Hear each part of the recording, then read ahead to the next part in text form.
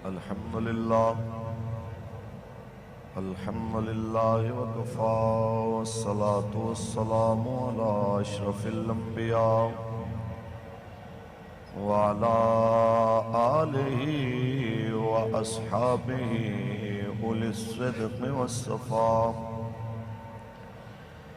أما بعد فقد قال الله تبارك وتعالى في كلامه المجيد الذين يتخذون الأولياء من دون المؤمنين أيبتغون عندهم العزة فإن العزة لله جميعا صدق الله العظيم إن الله وملائكته يصلون على النبي يا أيها الذين آمنوا صلوا عليه وسلموا تسليما درش پڑھ لیجئے الصلاة والسلام وعلى آلك وأصحابك يا حبيب الله شعوره شخرد کا معاملہ ہے عجیب مقام شوق میں سب دل و نظر کے رقیب شعور و شخرت کا سمجھ رہے ہیں وہ یورپ کو ہم نوا اپنا سمجھ رہے ہیں وہ یورپ کو ہم نوا اپنا ستارے جن کے نشے میں سے ہیں زیادہ قریب ستارے جن کے نشے میں سے ہیں زیادہ قریب او ملت کے سوداگرو اقبال کی نظر سے دیکھو وہ تمہیں کہہ رہا اپنی طاقت کو پہچانو پورے یورپ کی گاڑیاں مسلمان تیرے پٹرول سے چل رہی ہو پورے بر اعظم ایشیا سے یورپ تک تیرے کھوڑا کا نمک ہانڈیوں میں لذت پیدا کر رہا ہو تو پھر دنیا کے سامنے کشکول لے کے پھر رہا ہے اقبال کہہ رہا ہے کچھ تو عقل کر سمجھ رہے ہیں وہ یورپ کو ہم نوا اپنا سمجھ رہے ہیں وہ یورپ کو ہم نوا اپنا ستارے جن کے نشے میں سے ہیں زیادہ قریب مقام شوق میں ہے سب دل و نظر کے رقیب شعور و شخرت تاجدار ختم نبوت اللہ تبارک و تعالی جل و علا کی حمد و ثنا کے بعد آقا نامدار شفیع روز شمار حضور احمد مصطفیٰ محمد مصطفیٰ صلی اللہ علیہ وسلم کی ذات طیبہ پہ اللہ محمود درود و سلام کے نظرانے پیش کرنے کے بعد جگر گوشہ حضور امیر المجاہدین قائد ملت اسلامیہ صاحبزادہ محمد سعد حسین رضوی صاحب دامت برکاتہ ملالیہ مرکزی امیر تحریک لبیک یا رسول اللہ پاکستان برعکس امیر المجاہدین جگر گوشہ امیر المجاہدین صاحبزادہ محمد انس حسین رضوی صاحب دامت برکاتہ ملالیہ تمام معزز اراکین شورا سٹیج پر موجود مہمانان زیوکار، حضور قبلہ امیر المجاہدین، قائد عظیمت، قائد ملت اسلامیہ حضرت علامہ خادم حسین رضوی رحمت اللہ تعالی علیہ، آپ کی اور سے پاک کی اس آخری نشست میں شریک ہونے والے نبی علیہ السلام کے سب غلام، میرے بابا جی کے سارے شعر، مالک کریم ہم سب کو مرتے دم تک حضور کی عزت کا پہرے دار رکھے اور بروز حشر حضور کے وفاداروں میں شامل فرمائے۔ میں بس دو چار باتیں کر کے اجازت چاہوں گا۔ بات اتنی سی ہے کہ ہمارے کچھ صاحبان اقتدار اور صاحبان طاقت و ثروت لوگوں کی نظر میں یہ ہے کہ شاید پابندیاں لگا کے آپ حق کو چھپا کے کتمان حق کر کے اس عظیم پاور کا مقابلہ کر سکتے ہیں جو میرے مالک کریم کی پاور ہے، کیونکہ دین اسی کی پاور ہے اور دین اسی کی پاور کے ساتھ کھڑا ہے۔ تو جو اس دین کے ساتھ ٹکراتے ہوئے کبھی سوشل میڈیا پہ، الیکٹرونک میڈیا پہ، پرنٹ میڈیا پہ، یہ تو پابندیاں ہیں ہی ہیں، اس سے بڑھ کر آگے پاکستان کی عدلیہ میں ہمارے لیے انصاف نہیں، پاکستان کے میڈیا میں ہمارے لیے خبر دینے کی گنجائش نہیں۔ میں ان سب سے ایک سوال کرنا چاہتا ہوں کہ یا تو اپنے آپ کو یہ کہنا چھوڑ دو کہ ہم جناب غیر جانبدار ہو کے بالکل تمام پاکستانیوں کے نمائندہ لوگ ہیں اور ہم بالکل حق اور سچ دکھاتے ہیں۔ اگر تم واقعتاً سچ دکھانے والے ہو تو میں آج ایک سوال اپنا نہیں، یہ میرے سامنے شہداء کی تصاویر ہیں، آپ کے سامنے شہداء کی تصاویر ہیں، ان سب کا ایک سوال ہے، اگر آپ کی اجازت ہو تو میں وہ سوال سب کے سامنے رکھنا چاہتا ہوں۔ میرا سوال ہے، بلکہ یہ سوال ان شہداء کے بچوں، ان کے خاندان کی طرف سے ہے، اور سب سے پہلے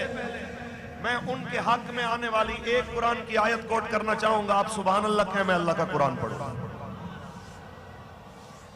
خالق کائنات نے ارشاد فرمایا وَمَن يَقْتُلْ مُؤْمِنًا مُتَعَمِّدًا فَجَزَاؤُهُ جَهَنَّمُ، میرے مالک نے فرمایا جس نے کسی مومن کو مارا بلا وجہ جان بوجھ کے ایک مومن کو قتل کیا، اس کی جزا جہنم ہے، اللہ اس پہ اپنا غضب، اس پہ اپنی لعنت ڈالنے والا ہے۔ میرا اتنا سوال ہے، پاکستان میں جناب اعلیٰ ہم نے دیکھا کوئی اقلیت کا جناب کتا کیا مرے، کتا تو بہت دور کی بات ہے، پاکستان میں اقلیت کے مندر کی دیوار گر جائے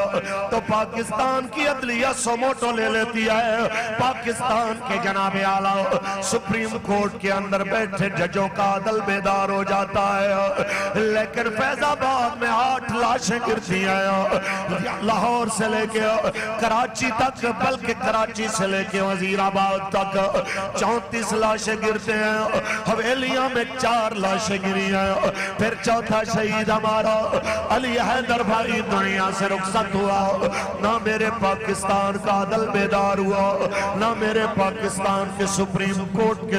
بیٹھے ججوں کے ضمیر جاگیا، نہ میرے پاکستان کے کسی جج نے دھمکی دی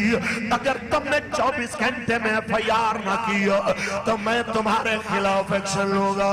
میرا اتنا سوال ہے، ایک مندر کی دیوار گرے تمہارا دل بیدار ہو جائے اور لاشیں گرے، ایک نہیں 2 نہیں درجنوں لاشیں گرے اور تمہارا دل بیدار نہیں ہوا، تو آج شہیدوں کے وارث تم سے پوچھ رہے ہیں، آج شہیدوں کے بچے تم سے پوچھ رہے ہیں، کیا میرا بابا پاکستانی نہیں تھا؟ کیا میرا بھائی پاکستانی نہیں تھا؟ آج شہیدوں کی بہنیں پوچھ رہی ہے، کیا میرے بھائی کا ID کارڈ پاکستانی تسلیم نہیں ہوتا تھا؟ آج علی حیدر شہید کا بوڑھا باپ تم سے سوال کر رہا ہے کہ میں چکی چلانے والا بوڑھا بابا ایک اپنے بیٹے کے سہارے پہ چکی بنائی کہ جو آٹا بھی اٹھاتا تھا، گندم بھی اٹھاتا تھا، وہ مضبوط بازو والا میرا بازو تو چلا گیا، اب کون ہے جو کہ میرا سہارا بنے؟ یہ سوال ہے میڈیا والوں سے۔ آج کوئی کیمرہ لے کے نہیں آیا، آج کوئی نہیں آیا پوچھ رہے ہاں آپ کو بابا کے بغیر کیسا گھر لگ رہا ہے؟ آج کوئی لیڈیز جناب اعلیٰ کر نہیں آئی جو علی حیدر کی بہنوں سے پوچھے تم 8 بہنوں کا اکیلا بھائی رسول اللہ کے نعرے لگاتا ہوا بے جرم و خطا مارا گیا، بتاؤ تمہارے سر پہ ہاتھ رکھنے کے لیے حکمرانوں میں سے کون آیا؟ آج کوئی نہیں آیا۔ آج اس بوڑھے باپ کو تسلی دینے کے لیے کوئی نہیں آیا۔ آج مبشر شہید کا بیٹا اپنی ماں سے بھی پوچھتا تو ہوگا اماں بتاؤ میرے بابا کو کیوں مارا گیا؟ تو وہ بتائے گی کہ تیرا بابا تو نعرہ لگا رہا تھا آمد مصطفیٰ، آمد مصطفیٰ چہرہ والضحیٰ۔ وہ بتائے گی تیرا بابا تو صرف اور صرف نعرے لگا رہا تھا رسول اللہ کے اس جرم میں مار دیا گیا۔ وہ بچہ پوچھتا تو ہوگا ہم نے تو سنا ہے ریاست ماں جیسی ہوتی ہے، پھر کسی نے میرے بابا کے خون ناحق پہ آواز نہیں اٹھائی، کسی سپریم کورٹ کے جج نے، کسی پاکستان کے ISPR کے ترجمان نے، کسی نے اٹھ کے نہیں کہا کہ کوئی ہمارے لیے بھی آواز اٹھائے گا۔ کینیا میں قتل ہونے والے صحافی کے لیے رونے والوں، میں اتنا کہنا چاہتا ہوں خون کا رنگ جس طرح کا اس کا تھا اسی طرح کا رنگ ہمارے شہیدوں کا، لیکن فرق صرف اتنا ہے جو قدر اللہ اور اس کے رسول کی نظر میں ہمارے شہیدوں کی ہے، میں سمجھتا ہوں تم تصور بھی نہیں کر سکتے کہ جناب اعلیٰ ان کا مقام ہمارے شہیدوں کا مقام کتنا بلند و بالا ہے۔ بس میں اتنا کہنا چاہتا ہوں ان سے بھی جو ابھی تک خاموش ہے، آپ تو ایک ایک چیز پہ ٹویٹ کرنے والے، آپ تو کبھی ناموس رسالت پہ کوئی نکلے تو کہتے ہیں کہ اور جب انہیں کہا جائے زمین پہ فساد نہ کرو تو کہتے ہیں ہم اصلاح کرنے والے ہیں۔ آج ٹویٹیں کدھر گئی؟ ہم نے تو کبھی پاکستان کو سری لنکا بنانے کی بات نہیں کی۔ او منافقو آنکھیں کھولو، یہ لاکھوں کا اجتماع تمہیں بتا رہا ہے اب تمہاری بدماشی اور دو رخی اور دوغلا پالیسی کسی صورت قبول نہیں ہوگی۔ او کشمیر فروشو، کس منہ سے اپنے آپ کو